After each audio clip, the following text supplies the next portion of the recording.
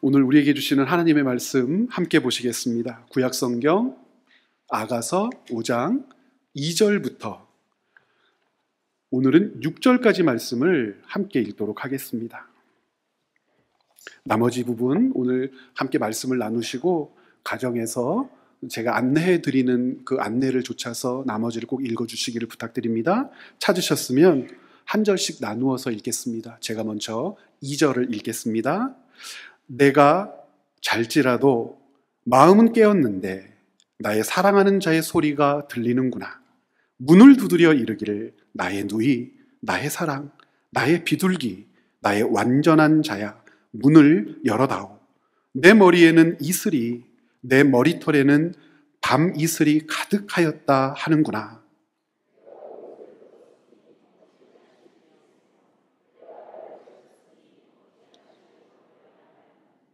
내 사랑하는 자가 문틈으로 손을 들이밀매 내 마음이 움직여서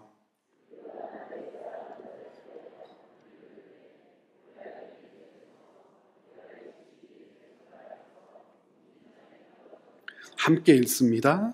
내가 내 사랑하는 자를 위하여 문을 열었으나 그는 벌써 물러갔네. 그가 말할 때에 내 혼이 나갔구나. 내가 그를 찾아도 못 만났고 불러도 응답이 없었노라. 아멘.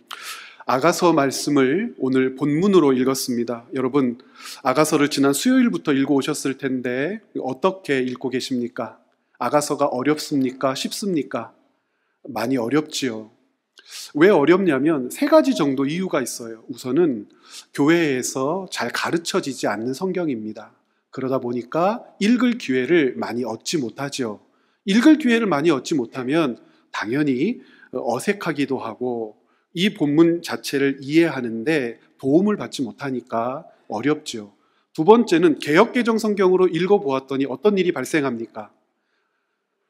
뭔 말인지를 모르겠잖아요. 그렇죠? 이게 뭔가 예쁘고 좋고 아름다운 말이 가득 들어있는데 지명을 이용해서 설명하기도 하고 어떤 현상을 이용해서 설명하기도 하는데 사람에게 주는 찬사들이 왜 이렇게 나타나야 하는지, 남자와 여자를 왜 이렇게 부르고 여겨야 하는지 도무지 이해가 되지 않고 이것이 어떤 의미에서의 찬사고 칭찬이고 존경이고 존중인지 도무지 이해가 되지 않아서 어렵습니다. 그래서 세 번째 어떤 일을 하게 되냐면 제가 여러분들에게 권면해 드렸던 것처럼 성경을 여러 번역본으로 읽어보는데 우리 주위에서 가장 쉽게 구할 수 있는 번역본 같은 경우에 공인본으로 인정한 표준 세번역 성경 있지 않습니까? 예배 때 사용할 수 있도록 허락받은 성경입니다. 표준 세번역을 가지고 이렇게 비교해 보면서 읽으니까 더 당황스러워요. 왜 더 당황스럽죠? 얼굴이 빨개지죠. 입을 맞췄다는 둥, 그리고 옷을 벗었다는 둥, 뭘 자꾸 만진다는 둥 막 이러는 거예요. 그러니까 이 표준 세번역 성경으로 읽으면 더 모르겠어요. 그런데 이 세 가지 정도의 이유를 놓고 아가서를 생각할 때 어떤 결론에 많은 분들이 도달하게 되냐면 아가서가 왜 성경이지? 이런 생각 해보셨습니까? 아가서가 왜 성경이지? 하나님의 말씀 그러면 여호와, 하나님, 능력, 섭리, 통치, 때로 잘못한 게 있으면 진노, 회개, 돌이킴, 은혜 이런 것들이 드러나야 되는데 아가서를 읽으면서 여호와, 하나님, 주 혹은 은혜, 섭리, 통치, 하나님의 능력, 진노 이런 단어 발견해 본 적 있으십니까? 없어요. 그런 단어를 찾아볼 수가 없습니다. 그러면 도대체 이 성경이 왜 주어졌을까? 아가서를 왜 성경 66권 중에 한 권으로 묶어서 우리에게 읽게 하셨을까? 지난 성경 산책 시간에 조금 길게 설명했지만 오늘 짧게 좀 설명 한 번 더 드리고 내일 묵상 시간에 여러분들 한 번 더 설명 들으실 수 있습니다. 그러다 보니까 여러 가지 제안들이 있어 왔어요. 아가서를 읽을 때는 우리 이렇게 읽읍시다 라고 하는 여러 가지 제안들, 그 중에서 두 가지 제안이 많은 사람들에게 받아들여져서 오늘날 교회들이 그 두 가지 제안을 가지고 아가서를 해설하려고 합니다. 그런데 주일날 이렇게 설교되는 일은 아주 드물어요. 어떤 제안들이 있었냐면, 첫 번째는 이 아가서는 상징적으로 읽어야 한다. 알레고리라고 하는 방법을 가운데 두고, 어떤 풍유적인 방법을 가운데 두고 아가서를 읽을 때에는 상징적 알레고리 방식을 취해야 된다. 말이 좀 어렵지만 상징적 알레고리로 성경을 읽어야 한다는 뜻은 어떤 것이냐면, 이 아가서에 등장하는 인물들은 상징하는 바가 있다. 대표적으로 주인공 둘이 있어요. 남자 주인공은 누구죠? 솔로몬. 여자 주인공의 이름은 뭐라고 부르죠? 술람미. 참 이쁘죠? 술람미, 기쁨이라고 하는 뜻도 있고 평화라는 뜻도 있다고 얘기를 해요. 솔로몬 혹은 술람미, 이 두 주인공이 등장하는데, 솔로몬은 여호와 하나님을 상징하고 술람미는 이스라엘 백성을 상징해서 하나님과 이스라엘 백성의 깊은 사랑을 가르쳐주는 말씀이다. 혹은 솔로몬은 예수님, 술람미는 교회를 상징해서 예수님과 교회의 관계가 얼마나 아름다운지를 가르쳐주기 위하여 기록된 책이다. 이렇게 읽자고 제안하는 게 어떤 거라고 그랬어요? 상징적으로 한번 읽어보자. 그런데 여러분, 여기에는 문제가 있어요. 어떤 문제가 있냐면, 여호와 하나님과 하나님의 백성을 신랑과 신부로 가르칠 때가 있거든요. 선지서들을 읽어볼 때 하나님을 신랑으로 그리고 백성을 신부로 가르칠 때가 있어요. 대표적인 선지서, 어떤 선지서 있죠? 호세아 같은 경우. 호세아 같은 경우 호세아를 통하여 하나님의 마음을 가르쳐 주시고, 호세아의 부인이었던 고멜을 통하여 타락하고 배신했던 북이스라엘 사람들의 그 죄악된 모습을 가르쳐 주시기 위해서 하나님께서는 호세아와 고멜을 부부의 연으로 맺으시면서 하나님의 뜻을 가르쳐 주신단 말입니다.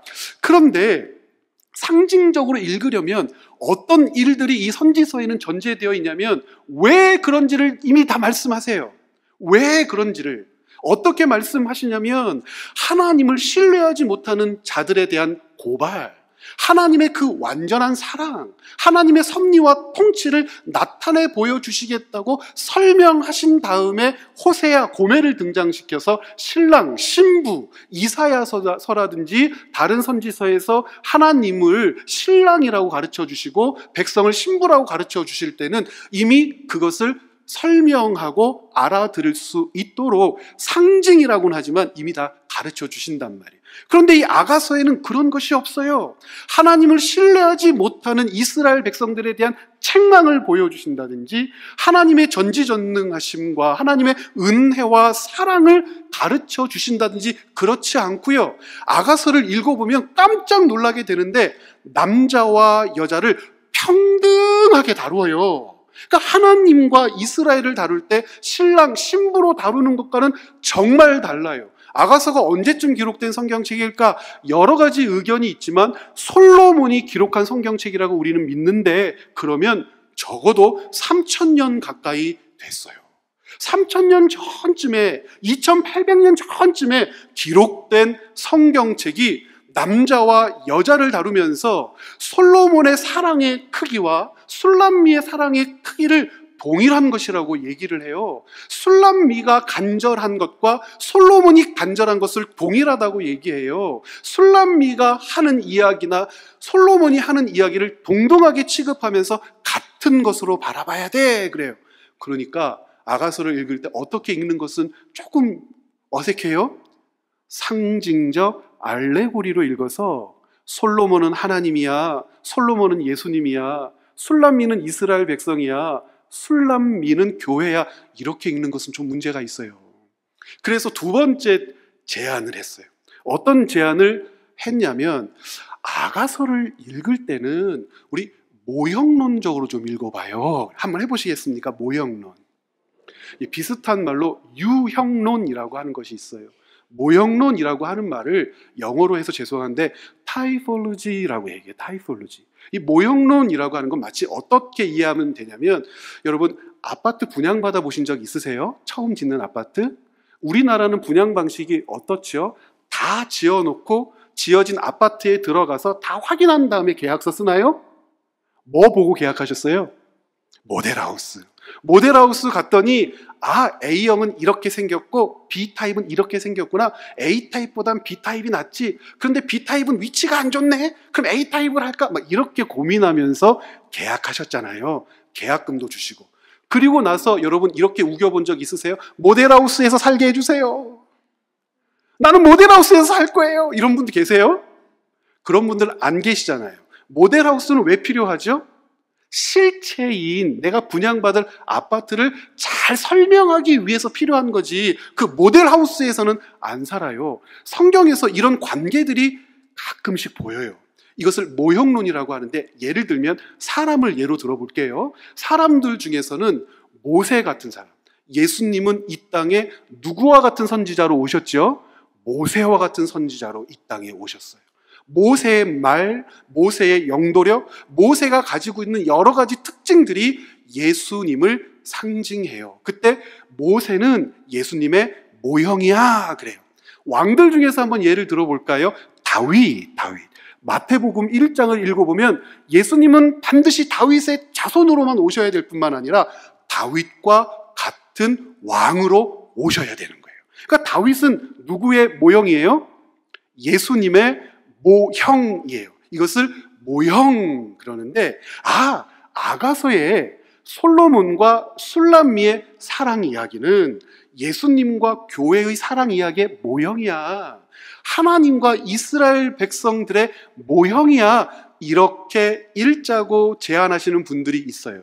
그런데 이것도 굉장히 많은 문제가 있어요. 어떤 문제가 있냐면, 모형들은 성경에서 어떻게 성취되었는지를 우리에게 가르쳐줘요. 예수님이 직접 말씀하세요. 내가 누구냐면, 내가 어떤 모형을 성취했냐면, 나는 안식일이라고 하는 모형의 성취야. 내가 안식일을 다 성취했고, 내가 안식일보다 커. 솔로몬이든지 모세든지 나를 가리키고 있는데, 그런 것들은 다 그림자고 모형이야. 내가 실체야 하고 가르쳐 주세요.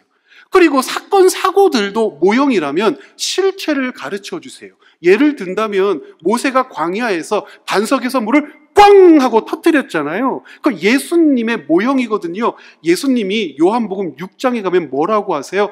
너희들이 반석에서 터져나오는 물을 마셨어도 계속 목말랐지, 내가 터뜨려 너희에게 공급하는 물을 마시면 목마르지 않을 거야 라는 것을 가르쳐 주세요. 이스라엘 백성들이 홍해를 지났잖아요. 홍해를 건넜잖아요. 이것이 어떤 모형인지를 가르쳐줘요. 바울을 통해서 고린도전서 10장을 읽어보면 모세에게 속하여 다 구름 아래서 세례를 받고 그래. 이스라엘 백성들이 홍해를 건넌 사건은 구별된 사건이구나. 생명의 주권이 하나님께 있음을 알게 하는 모형적 사건이구나 해서 세례의 참 의미를 불러일으키는 데에 그 모형이 있었다고 가르쳐줘요. 모형과 원형은 성경에서 이렇게 예언과 성취로, 그림자와 원형으로 등장해요. 그런데 아가서는요, 이게 굉장히 어려워요.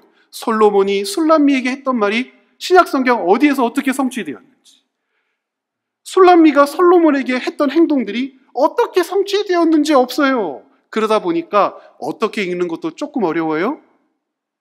모형론적 알레고리. 다른 말로 우리 채비교회니까 이 정도는 할 수 있을 것 같아요. 유형론적 알레고리로 읽는 것도 조금 어렵겠다. 그런데 이 유혹에 교회들이 쉽게 빠져듭니다. 왜 빠져들까요? 편해요. 솔로몬을 예수님이라고 하자. 술람미를 교회라고 하자. 그러면 예수님과 교회 사이에 이 뜨거운 사랑 막 이렇게 설명하기가 편하니까 이 유혹으로부터 벗어나지를 못해요. 그런데 우리는 올해 여러분 수요일부터 이제 이번 주까지 계속 8장까지를 읽게 될 텐데, 어떻게 읽기를 권면해 드리냐면, 본문을 이해하고 싶은 욕심에 본문의 변형을 가하지 말자. 하나님의 말씀이니까 여기에는 구원, 여기에는 하나님의 섭리, 통치를 내가 찾아내야 해. 그러면 이 솔로몬을 하나님이라고 놓고 보면 어떨까? 이 술람미를 교회라고 하면 어떨까? 이렇게 하는 것이 큰 잘못은 아니지만 오히려 아가서가 가지고 있는 그 풍성한 메시지를 약화시켜요. 무슨 뜻이냐면 아가서에 있는 이 내용 자체, 남자와 여자가 만났어요. 이 둘이 뜨거운 사랑, 연애를 나누었어요. 그리고 결혼을 했어요. 그 이후에 남편과 아내로 살았어요. 라고 하는 이 이야기가 세속적이고 반신앙적이고 하나님의 은혜와 상관없는 그런 이야기가 돼버리는 겁니까? 아니란 말이에요. 본문에 변형을 가하지 말고 본문 자체를 받아들이려는 묵상자의 열심이 필요합니다.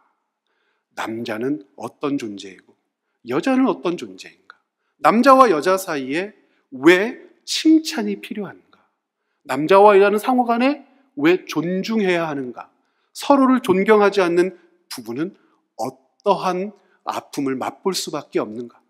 남편과 아내가 되어서 남자와 여자가 부부의 연을 이루어서 살면서 갈등이 일어났을 때, 분쟁이 일어났을 때 그리스도인인 우리는 하나님께서 친히 가정을 세우셨다고 그리고 교회를 세우셨다고 믿는다면 하나님의 직속 기관은 이 땅에 둘인데 무엇과 무엇이요? 교회와 가정은 하나님이 직접 세우셨단 말이에요. 하나님의 이 직속 기관인 이 가정을 왜 내게 맡겨주셨을까? 나를 이 가정의 아내가 되게 하고 왜 남편이 되게 하셨을까를 이 아가서를 통하여 찾고 발견한다면 여러분 아가서 아주 잘 읽으신 겁니다. 그래서 읽으실 때에 아가서에 무엇을 가하지 말자고요? 변형을 가하지 말고 이 날 것 그대로를 읽고 이해하기 위해서 애써 보았으면 좋겠습니다. 그렇게 읽으면 어떤 책이 되냐면 아가서는 사랑하고 또 사랑하라는 당부의 책으로 읽힐 수 있습니다. 다른 여러 가지 주제를 발견할 수 있어요. 분쟁이 일어났을 때는 혹은 서운할 때는 혹은 부부라고 하는 관계라는 것은 이런 근본적인 질문에도 답변을 주지만 조금 더 포괄적으로 이 아가서를 통하여 하나님이 하시고 싶은 말씀은 사랑하고 또 사랑하라는 당부의 책입니다. 특별히 누구에게요? 부부에게.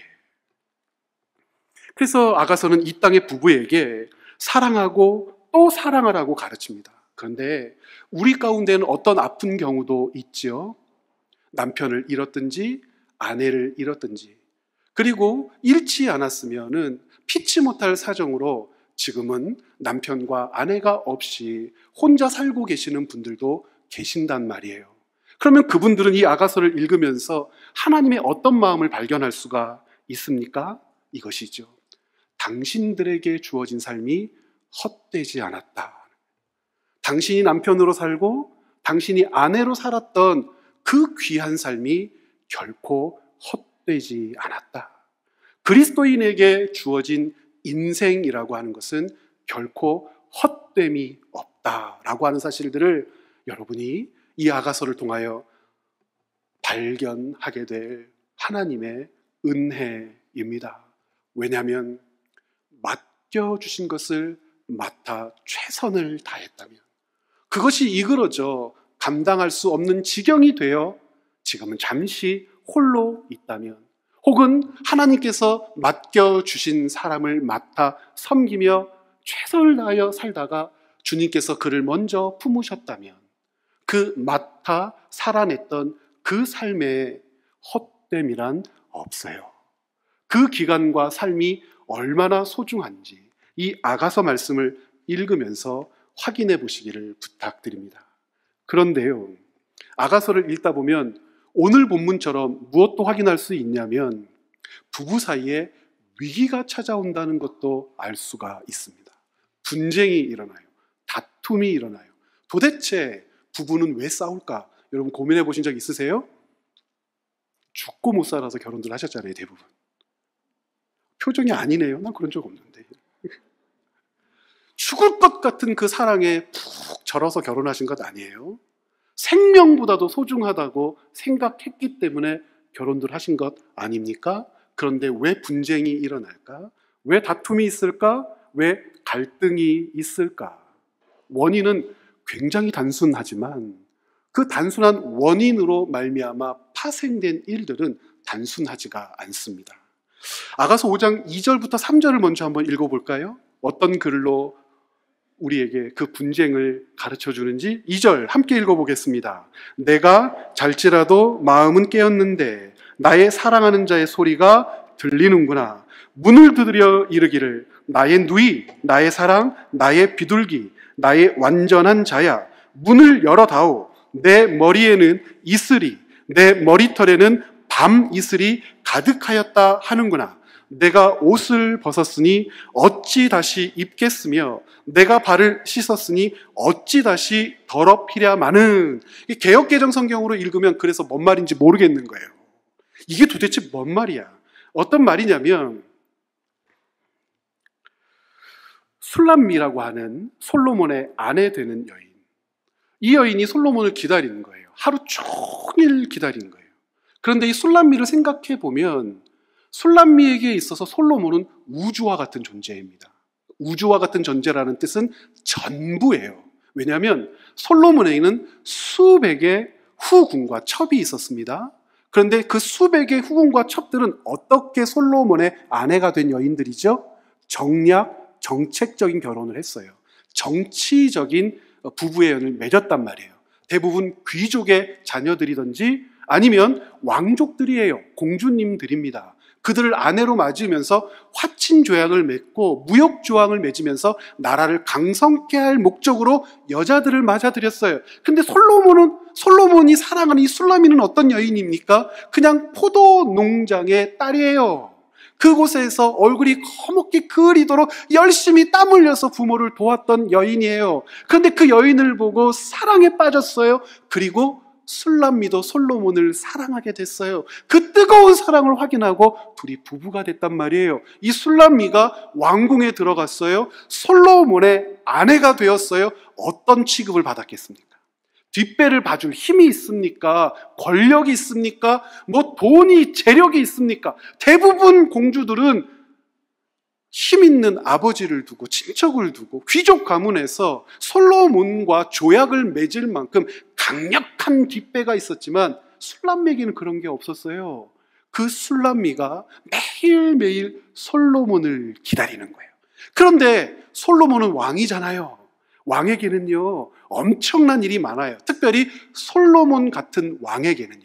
솔로몬은 자기의 말과 지혜로 나라를 다스렸어요. 참 많은 연설을 했었어요. 찾아오는 손님들과 싸우기도 하고 조약을 맺기도 하고 자기가 가지고 있는 생각들을 펼치는데 진력을 다했던 사람이에요. 하루하루 그렇게 살아가는 솔로몬이 얼마나 힘들고 지쳤겠어요. 솔로몬은 자기에게 주어진 책무를 감당하면서 열심히 나라를 다스렸거든요. 유능한 왕일수록 빨리 죽잖아요. 대부분 왕들의 수명이 길지가 않지요. 그래서 솔로몬을 기다리는 거죠. 남편을 기다려요. 그런데 자꾸 늦게 오는 것 같아요. 그래서 이날 터지고 마는 거죠. 새벽이 되도록 남편이 들어오지를 않아요. 그러나 솔로몬은 연일 경무에 시달렸고 그 경무에 시달리고 지친 심신을 끌고 와서 누구에게 위로받고 싶어 합니까? 아내인 술람미에게 위로받고 싶어 해요. 그러나 술람미는 기다려도 오지 않는 남편. 처음에는 오겠지, 조금 있으면 오겠지, 이제 곧 오겠지라고 하다가 그 기점이 훅 넘어가면 기다림과 애달픔이 어떻게 바뀌어요? 사랑이 깊을수록 분노도 깊지요. 신뢰가 깊을수록 배신도 깊지요. 어쭈 이것 봐라 이렇게 되는 거죠. 안 와? 결국에는 안 와? 안 와? 이런데도 안 와? 지금까지 안 와? 분노가 치밀어 오르는 거죠. 그 분노가 치밀어 오르는 이 술람미가 어떤 일을 하느냐? 아가서 조금 전에 5장 3절 봤잖아요. 5장 3절을 다시 읽을 텐데 어떤 상황이냐면 이 솔로몬이 지쳤어요. 그 지친 몸을 끌고 와서 문 좀 열어주세요. 나왔어요. 술람미 당신 남편 솔로몬이 왔어요. 라고 하는데 대꾸도 안 하는 거예요. 말도 안 붙이는 거예요. 여보 왔어요. 이런 말 한마디 안 하는 거예요. 계속 두드려도 문을 열어주지 않는 거예요. 기다리다가 드디어 술람미의 목소리가 들려요. 술람미가 뭐라고 얘기하냐면 5장 3절을 세 번역으로 한번 읽어볼게요. 5장 3절. 자, 같이 한번 읽어보죠. 나는 벌써 옷을 벗었는데 다시 입어야 하나? 발도 씻었는데 다시 흙을 묻혀야 하나? 이게 무슨 말입니까? 나는 지금 씻었고 잠옷으로 갈아입었어요. 그리고 자려고 준비하는 중이에요. 혹은 자는 중이었어요. 문을 열려면 다시 옷을 입어야 하고 발을 더럽혀야 해요. 그래서 문을 열어주기 힘들어요. 라고 이야기하고 있는 거죠. 솔로몬은 지치고 힘든 하루를 보냈어요. 당연하다고 그랬잖아요. 한 나라의 왕이었으니까 그 업무가 얼마나 지치고 힘든 일로 가득 차 있었겠습니까? 깊은 밤이 찾아올 때까지 솔로몬은 쉼없이 일했지요. 나라를 통치하는 왕의 고뇌, 길었던 하루를 마치고 아내의 위로를 간절히 사모하면서 문 앞에서 아내의 이름을 반복해서 부릅니다. 우리 남편 대신 형제분들 같이 한번 해볼까요? 여보, 한번 해보세요. 여보, 나왔어. 근데 아무 소리도 하지 않는 거예요. 이제는 두드려야죠. 여보, 나왔어. 여보, 나왔어. 처음엔 걱정이 됐지만 계속해서 대답하지 않는 술람미에게 화가 났을 거예요. 얼마나 지났을까. 응답 없는 문 앞에서 계속 우두커니 서서 문을 두드려요. 집에서 그토록 기다렸던 아내 술람미의 목소리가 들려요. 그런데 한다는 말이 뭐예요? 나는 씻었고 잠옷으로 갈아입었고 자는 중이었고 밥 처먹고 오랬더니 안 먹었다고 하고 이런 거죠. 늦게 오려면 밥이라도 처먹고 올 것이지. 내가 문을 열려고 다시 옷을 주워 입고 맨발로 가다가 발이 더러워지면 다시 씻어야 하는데 문을 못 열어주겠어요. 이 모습을 보니까 지친 건 누구도 아니라는 걸 알 수 있어요. 솔로몬만 지친 게 아니라 술람미도 많이 지쳤던 것 같아요. 아내 술람미도 자정이 넘도록 남편을 기다리다 지쳐버리죠. 남편과 함께 먹으려고 저녁 식사를 준비했어요. 국이 식으면 또 데피고 굴비 같은 거 구워놨는데 식은 거 드실 수 있어요? 비린내 나잖아요. 계속 굽다가 이 녀석이 타버리기라도 한다면 짜증이 확! 간을 다 맞춰놨는데 끓이다가 쫄아가지고 짜지면 짜증이 확! 이런 제기라 확 부어버리고 싶고 음식은 다 식어버렸고 간은 맞지 않아요. 늦은 밤까지 방안을 밝혔던 등잔의 기름도 다 떨어져서 말라버렸어요. 꺼져버렸어요. 무엇보다 술람미를 화나게 하는 게 있어요. 자신이 무시당하고 있다고 생각했던 것 같아요. 조금 전에 이야기했던 그런 배경. 백도 없어요. 돈도 없어요. 권력이 있는 뒷배도 없어요. 그러니까 이 사람이 나를 무시하나? 술람미는 남편을 생각하며 종일 기다렸는데 남편은 너무나 무심하게 새벽이 되어서야 돌아와 문을 두드려요. 마음 같아서는 욕이라도 하고 당장 꺼지라고 내쫓아 버리고 싶은데 참고 또 참으면서 술람미는 남편 솔로몬에게 말해요. 내가 얼마나 당신을 기다렸는 줄 알아요? 왜 이렇게 늦었나요? 하면 좋은데 이 말을 가슴에 품고 주둥아리, 전문용어로 주둥아리는 뭐라고 얘기하냐면 나는 씻었고 잠옷으로 갈아 입었고 자는 중이었고 문을 열려면 다시 옷을 입어야 하고 발을 더럽혀야 해요 라고 입으로 말한다는 거예요. 속으로는 이런 마음이 있었단 말이에요. 여보, 왜 이제야 왔어요? 얼마나 보고 싶었는 줄 알아요? 제가 당신을 기다리다가 지쳤어요. 당신 주려고 구웠던 생선이 타버렸어요. 맛있게 끓인 애호박찌개가 달아가지고 소태가 돼버렸어요. 먹지도 못하게 돼버렸어요. 등잔 기름도 다시 준비해야 돼요. 당신 왜 이렇게 늦게 왔어요? 그러면 솔로몬이 뭐라고 그랬겠어요? 여보 미안해 라고 했을 텐데, 나는 씻었고 나는 옷을 갈아입었고, 문을 열려면 옷을 또 입어야 되고, 발이 더러워져야 해요. 문을 열어줄 수가 없어요. 솔로몬이 이 이야기를 듣고 뭐라고 그랬겠어요? 우리 형제분들만 저를 따라서 한번 해보시겠어요? 일부 예배 때 저만 혼자 하니까 안 되겠더라고요. 형제분들 다 한번 해보세요. 뭐 이런 여자가 다 있어요. 안 하실 겁니까? 여러분 다 그런 적 있잖아요. 뭐 이런 여자가 다 있나? 이 여자가 지금 나를 무시하는 건가? 술람미가 가졌던 마음이에요. 그런데 솔로몬도 동일한 마음을 가져요. 뭐 이런 여자가 다 있나? 내가 얼마나 지치고 힘들었는지 나에게 관심이 없나? 내가 이스라엘의 왕이라고 하는 것을 이 사람은 모르나? 내가 경무에 시달리며 수십 명의 사람들과 토론하고 말을 하고 설득하고 그들에게 내 정책을 이야기하는 것이 얼마나 지치고 어려운 일이었는지 이 여자는 나를 모르나? 그래서 어떤 일이 벌어지느냐? 5장 6절 같은 일이 벌어집니다. 세 번역으로 한번 읽어볼까요? 함께 읽습니다. 사랑하는 이를 맞아들이려고 문을 열었지. 그러나 나의 힘은 몸을 돌려 가버리네. 임의 말에 넋을 잃고 그를 찾아 나섰으나 가버린 그를 찾을 수 없네. 불러도 대답이 없네.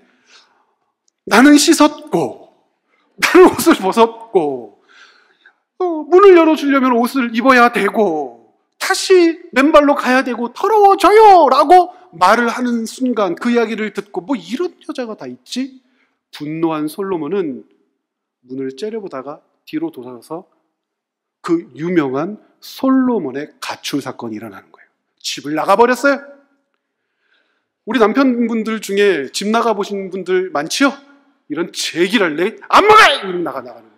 아까 그러면 아내들이 가만히 있어야 되는데 꼭 뒤통 써야 되고 한마디 해요. 안 먹으면 지만 손해준다.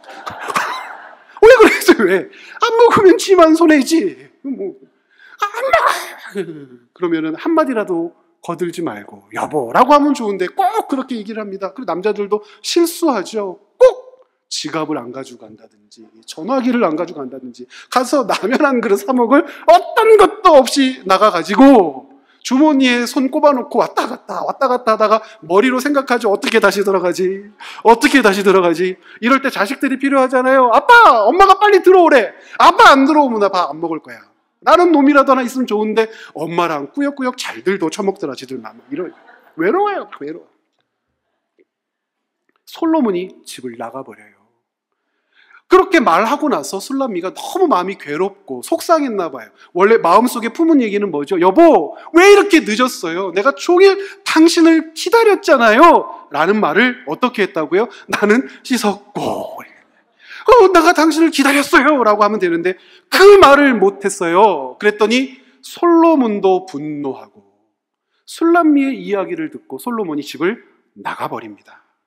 여러분, 술람미가 제가 주보에도 써드렸습니다. 술람미가 솔로몬의 머리를 덮었던 바미스를 보았다면, 빨갛게 충혈되어 생기를 잃은 눈동자를 보았다면, 축 처진 어깨, 푹 젖어 무겁게 늘어진 외투를 보았다면, 볼품없이 쪼그라든 남편 솔로몬을 보았다면 이렇게 쌀쌀맞게 문고리를 걸어두고 열어두지 않을 수 있었을까요? 조금 전에 이런 말씀 드렸잖아요. 술람미에게 솔로몬은 우주와 같은 존재라고. 그런데요, 그 반대도 동일해요. 남자가 대통령, 우리 대통령도 보면 알잖아요. 여자 말을 엄청나게 잘 듣잖아요. 남자가 대통령, 장군, 권력자, CEO, 수많은 임직원을 거느리고 있는 회사의 대표라고 해도 소용없어요. 남자들은요, 아내 앞에서 작아져요.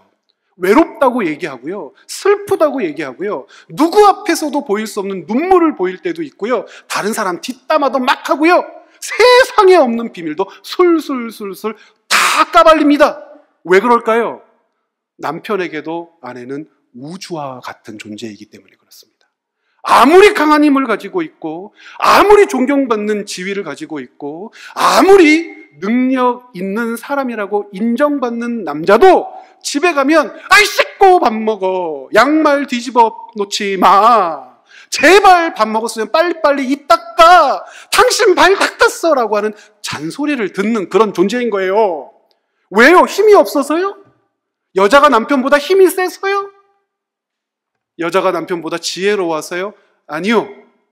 남편과 아내는 본래부터 자기의 가장 처절한 밑바닥, 치부, 더러움, 때로는 역겨움까지도 받아줄 수 있는 이 세상의 유일한 존재이기 때문에 그 아내를 신뢰하고 그 남편을 신뢰하면 그 마지막에 있는 찌꺼기까지 끌어올려서 쏟아놓을 수 있는 존재가 남편이고 아내란 말이에요. 집에 들어갈 때 머리 좀 깨끗이 빗고 물 좀 털어버리고 외투 좀 펄렁펄렁하고 구겨진 것 좀 똑바로 입고 왕이잖아요. 그런데 5장 2절 읽어보면 솔로몬이 어떻게 들어갔어요? 머리는 비에 푹 젖었고 외투는 축 늘어졌고 몸을 질질질 끌고 가서 여보라고 한단 말이에요. 안 그래도 되거든요. 근데 누구한테는 그럴 수 있는 거예요? 아내한테는 그럴 수 있는 거예요. 반대로요. 솔로몬이 자기만 기다리며 종일 조바심을 내었던 술람미의 마음을 알았다면, 남편을 위해 종일 수고하며 따뜻한 식사를 준비한 술람미를 생각했다면, 술람미가 이 궁에서 얼마나 외로웠을까를 이해했다면, 권력자들의 공주들이 왕비와 후궁이 되어 수백 명이 머물고 있는 그 성과 성 사이의 작은 집, 그곳에서 외롭게 치이면서 솔로몬만을 기다리고 있었다는 것을 알았다면, 이렇게 몸을 확 돌려 이 안 먹어 하고 집을 나가버릴 수 있었을까요? 이 둘의 문제는 뭡니까? 감정 소비를 하더라는 거예요. 이와 같은 감정 소비가 얼마나 이 관계를 악화시키고 회복할 수 없는 지경으로까지 부부 관계를 밀어버리는지 경험하신 적 있죠? 정말 단순하고 아무것도 아닌 일에 자기의 감정을 허비하는 거예요. 분노를 쏟아내는 거죠. 비난하는 거죠. 분노를 쏟아내고 비난해도 이 사람은 괜찮을 거라고 계속 생각을 해요. 내 우주니까. 이 사람을 비난하고 이 사람에게 내가 원하는 것을 마음껏 요구해도 언제든지 괜찮을 거라고 생각해요. 여러분, 언제든지 괜찮을 것 같은 사람은 존재하지 않아요. 부부 사이에 세 가지가 확인되지 않으면 감정 소비로 흘러 그 관계가 깨져버려요. 첫 번째는 끊임없이 칭찬해야 하거든요. 여러분, 아가서를 읽다 보면 이 솔로몬이 술라미를 어떻게 대우하는 줄 아세요? 6장 본문을 내일 묵상하게 될 텐데요. 군대의 깃발 같은 여인이요 그래요, 이 술라미에게. 그리고 뭐라고도 하냐면은, 나와 눈을 똑바로 마주치지 마세요. 당신의 눈빛에 나는 자가 쫄아들어요. 솔로몬이 뭐라고요? 왕이란 말이에요, 왕. 그런데 그렇게 칭찬하는 거예요. 칭찬하는 내용도 보면 세심해요. 머리털부터 발가락의 때까지 다 칭찬합니다. 세심해요. 이것은 어떤 문학적인 기법이야가 아니라 이만큼 세심하게 그녀를 바라보며 그렇게 했을 때 관계가 회복되는 거거든요. 칭찬하지 않고요, 존경하지 않는 부부들이요. 존경하지 않는 부부들. 남편보다 더, 아내보다 더에 해당하는 것들이 남편과 아내에게 서로 자기의 권위를 드러내는 소재로 사용되는 부부들, 가정들 미래 없어요. 더 많이 배웠으면 어쩔 것이고, 더 많이 가졌으면 어쩔 것이고, 더 유명하면 어쩔 것이고, 덜 유명하면 여러분 어쩔 건데요. 그래봤자 양말 거꾸로 벗어놓으면 잔소리 들어야 되고, 그래봤자 남편의 삶과 일을 이해하지 못하면 싸움을 수밖에 없는 그런 연약한 존재인 거예요. 그런데 존경하지를 않아요. 아내됨과 남편됨만으로 존경해야 돼요. 그것 자체가 존경해야 될 이유란 말이에요. 두 번째, 세 번째까지를 기억하셔야 돼요. 존중하지를 않아요. 남편이 좋아하는 것에 대하여, 아내가 좋아하는 것에 대하여, 아내가 좋아하는 것은 낭비라고 생각하고요, 남편이 좋아하는 것은 허비라고 생각해요. 남편이 오락기계 하나 같은 거 사달라면 난리가 나죠. 나이가 몇이냐, 정신이 있는 거냐, 그걸로 차라리 라면을 몇 개 사다 먹겠다, 그거면은 어쩌게 되겠다. 여자분들이 가끔 가다 원피스 한 번 사 입으면 옷이 또 새로 생겼네, 못 보던 옷이네, 거기까지 하면 괜찮은데 철마다 때마다 참 아이고 버는 놈 따로 있고 쓰는 뭐 하게. 왜 그래요? 왜 존중을 하지 않습니까? 존중하지 않고 존경하지 않고 칭찬하지 않는 가정, 부부.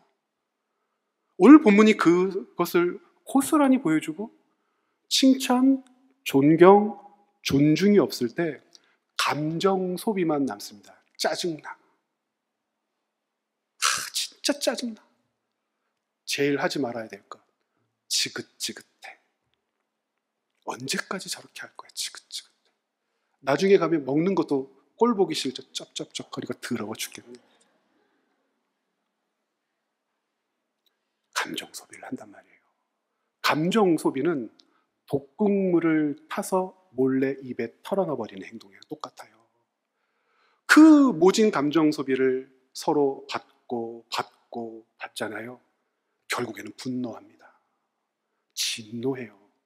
그 분노와 진노는 우주를 박살낼 수 있는 욕과 화가 돼요. 서로에게 남편과 아내는 우주였거든요.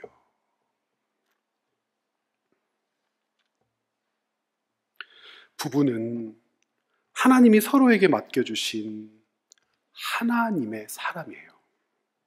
하나님은 남편에게 아내를, 아내에게 남편을 맡겨주십니다. 제가 주례를 심심치 않게 주례 혼인 예배를 인도하는데, 혼인 예배를 할 때마다 빼놓지 않고 하는 말이 있습니다. 착각에서 깨어야 되는 것. 어떤 착각이냐? 많은 신혼 부부들이, 남편과 아내 되는 사람들이 착각해요. 하나님께 기도해서 만난 사람. 맞죠? 하나님께 기도해서 만난 사람. 그런데 그 다음이 중요해요. 이 사람이 내 필요를 채워줄 거라는 착각. 내 필요를 위해서 찾고 찾은 남편이고 아내라는 착각. 내가 원하는 것을 가지고 있으리라는 착각. 그래서 나를 위하여 하나님께서 만나게 해주신 배우자라고 착각해요. 여러분, 그리스도인에게 있어서 부부, 남편과 아내가 된다는 것은 정반대예요. 내게 필요한 사람을 기도해서 만난 것이 아니라 내가 필요한 사람에게 나를 하나님이 보내신 거예요. 그 사람에게 내가 필요한 거예요. 그 사람에게는 내가 꼭 있어야 되는 거예요. 그 사람에게 내가 없으면 그 사람은 안 되는 거예요. 그 사람의 삶에 내가 있으므로 하나님께서 그 사람에게 주고자 하셨던 은혜가 완성되는 거예요. 내게 필요한 사람을 만난 역사가 결혼이 아니라 내가 필요한 사람에게 나를 보낸 역사가 결혼이라면, 살면서 확인해야 돼요. 찾아야 돼요. 이 사람에게는 지금 나의 무엇이 필요할까? 어떤 것이 필요할까? 말이 필요할까? 행동이 필요할까? 섬김이 필요할까? 그렇게 살라고 맡겨주신 존재들이 남편에게는 아내를, 아내에게는 남편을, 사람만 맡겨주신 것이 아니라 그 사람을 맡아 살아갈 수 있는 힘과 능력도 주셨는데, 우리는 그것을 사랑이라고 얘기하죠. 그 사랑이 칭찬으로, 존경으로, 존중으로 드러날 때 하나님께서 내게 맡겨주신 사람이 싱싱한 생선처럼 또릿또릿하게 생기를 가지고 팔쩍팔쩍 뛰어놀며 살 수 있는 거란 말입니다. 그래서 하나님은 사람을 맡기실 때 사람만 보내지 않으시죠. 사람을 돌볼 수 있는 하나님의 사랑도 손에 쥐어주시죠. 그런데 맡겨주신 사람이라는 사실도 잊고 베풀라고 맡기신 사랑도 잃어버리죠. 부부 사이의 분쟁은 그래서 시작되는 거예요. 왜 내 필요를 채우지 않느냐는 서운함. 사랑하는 여러분, 부부로 살면서 우리에게 주어진 일생이라고 하는 것이 얼마나 귀한지 아십니까? 지금은 남편을 잃고 아내를 잃은 분들도 마찬가지예요. 여러분들에게 맡겨주셨던 그 세월은 복되고 가치 있으며 하나님께서 받으시는 가장 소중한 삶의 여정이었음을 믿으시기를 바랍니다. 가끔 가다가 속 없는 부부들이 이런 얘기를 해요. 너무나 사랑이 깊어서 손을 꼭 잡고 어저께도 싸웠으면서 갑자기 회복돼요. 눈이 반짝반짝 빛나면 여보 우리 한날 1시에 죽자? 그런 일이 있으면 되겠습니까? 안 되겠습니까? 그런 일이 있으면 큰일 나요. 한 사람은 살아남아야죠. 한 사람은 살아남아서 할 일 많아요. 아들, 딸 남아있으면 시집 장가도 보내야 되고 집도 돌봐야 되고 혹 갚지 않은 돈이 있으면 돈도 갚아야 되고 받을 돈 있으면 돈도 받아서 자녀들에게 유산으로도 줘야 하고 처리해야 되고 만들어야 되고 할 일들이 얼마나 많은데 한날 1시에 가겠다고 자꾸 그래요. 그게 다 우리는 알죠. 구라라는 걸. 기도 제목이 바뀌어야 돼요. 둘 중에 하나는 남아있게 하여 주옵소서. 그것이 내가 사랑하는 여러분, 하나님께서 맡겨주신 내 배우자가 내 곁을 언제 떠날지 혹은 그 반대로 내가 내 배우자의 곁을 언제 떠날지 우리가 어떻게 알 수 있겠습니까? 알 수 없죠. 그러나 우리는 언젠가 내가 떠나든 내 배우자가 내 곁을 떠나든 떠남을 맞이하게 될 겁니다.